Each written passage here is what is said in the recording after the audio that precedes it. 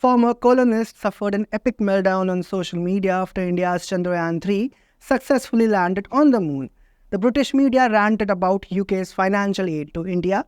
Several British individuals tried to insinuate that India's landing on the moon had been successful due to the UK's financial aid. However, an analysis of the so-called financial aid reveals that the peanuts that UK has doled out over the last 5 years to India have mostly been targeted towards business investments or strategic interests. Hello and welcome to the Pamphlet. The tirade was started by the former Brexit Party MEP Ben Habib as he showed concern over UK's financial aid to India. He told Express it is odd, to put it mildly, that the UK gives increasing amounts of aid to India, a country with a space program and an economy bigger than our own. He further added, they will take the aid, bank it and drive negotiations without any recognition of our generosity. Nigel Farage of the GB News said, I don't think we should be giving a penny of your money in foreign aid to a country that has enough resources to land on the moon. Nigel in his video first congratulates India and states how they are spending money on science, military and nuclear weapons. However, in the very next line, he condescendingly adds, still half of the country live below the poverty line. It's unclear which stats Nigel used for his poverty line remark, but no latest data shows half of the Indian population below the poverty line. Moreover, according to a recent UN report, around 415 million people exited poverty within a span of just 15 years between 2005 to 2021 in India. Another political commentator, Alex Armstrong, tweeted, India have landed on the moon. £2.3 billion in UK aid went to India between 2016 and 2021. We don't live in a serious country. Patrick Christus, another GB News presenter, demanded India to return the £2.3 billion as he spoke. It is absolutely insane that we're dishing out foreign aid to some of the world's richest countries when we have people in need of charity. Here in Britain, the British journalists and politicians even ranted when Chandrayaan 3 was launched from Satish Dhawan Space Center in Andhra Pradesh, Sriharikota, earlier in July. These same wails were repeated when the Indian economy surpassed that of the UK last year. Every time India registers a significant achievement, the same British band fume over UK's financial aid. But what do the facts say about this financial aid? In 2012, former Indian President and Finance Minister Pranab Mukherjee had termed Britain's annual aid to India of £280 million as peanuts, which irked several British politicians.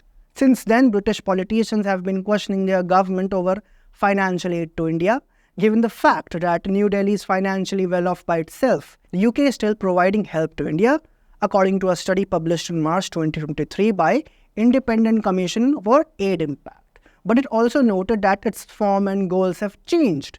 It claims that £2.3 billion of aid from the United Kingdom was provided to India from 2016 to 2021. The report said, we calculated that the UK provided around £2.3 billion in aid to India between 2016 and 2021.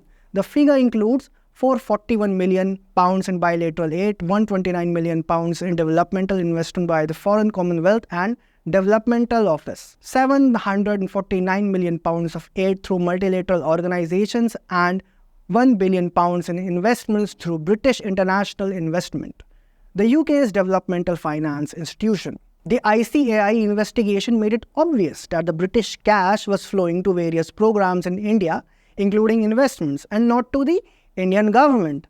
The report unequivocally stated that UK aid to India is now primarily focused on infrastructure, economic development and climate change, rather than providing essential services like health and education to the country's poorest regions. According to a statement by the UK government, it offers assistance to India based on developmental investments or climate financing. Quoting their statement, during the review period, the World Bank and Asian Developmental Bank finance has also evolved, and they have stopped providing concessional loans and India instead borrows on the same terms as other emerging economies.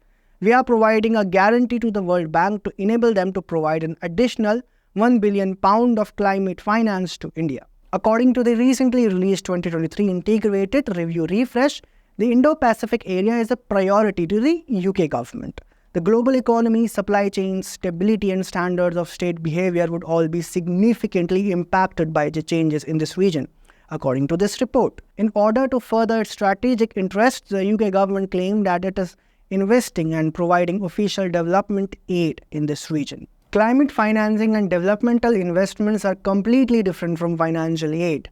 Moreover, India has repeatedly rejected foreign aid or humanitarian assistance. For instance, the Indian government began to formally reject foreign assistance for catastrophes in 2004.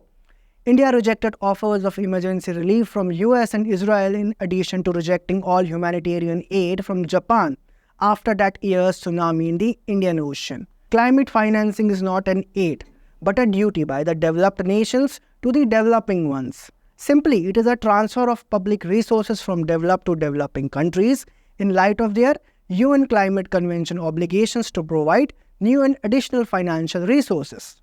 Climate finance is required for mitigation because large-scale investments are required to significantly reduce emissions by developing nations. Developing nations for years have accused the developed nations of neglecting climate financing for their environmental wrongdoings. Former colonists have been complaining about foreign aid to India when in reality it is not even aid.